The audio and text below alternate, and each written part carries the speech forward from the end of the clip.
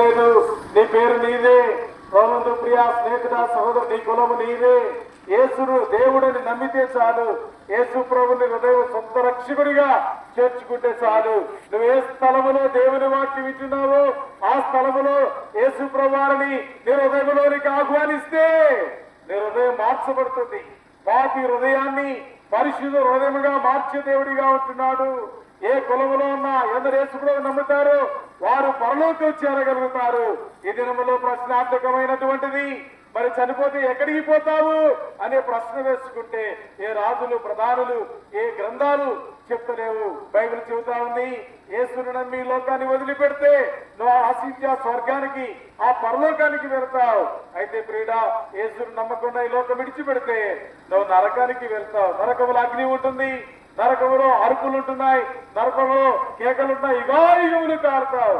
ఆ భయంకరమైన ఆ నరకాన్ని తప్పించుకోవాలని ఈ సమయంలో ఆశపడితే ఓ చిన్న ప్రార్థన చేయి. దేవుడు వాక్యం సెలవిస్తా ఉంది, మన పాపములను మనం ఒప్పుకొని నేరా ఆయన నమ్మదగిన వాడు నీతిమంతుడు గనుక ఆయన మన పాపములను క్షమించి సమస్త దుర్నీతి నుంచి వాళ్ళు పవిత్రులుగా చేయనప్పుడు యేసు రక్తం నీ ప్రతి పాపను కడిగి పరిశుద్ధపరుస్తుంది.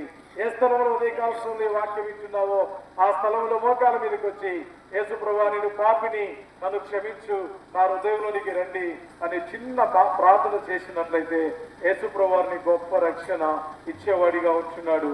నీ పాప భారం తొలగిపోతుంది. నీ హృదయంలో ఉండి ఒక పెద్ద మూట తీసివేయమన్నట్లుగా నువ్వు తేలిక చేయబడతావు. నువ్వు దేవుని బిడ్డగా చేయబడతావు. మరి ఈ లోకంలో బతికి ఉంటే ప్రభు బిడ్డగా బతుకుతావు, చనిపోతే పరలోకానికి వెళ్తావు. మీ కొరకై ప్రార్థన చేస్తాం.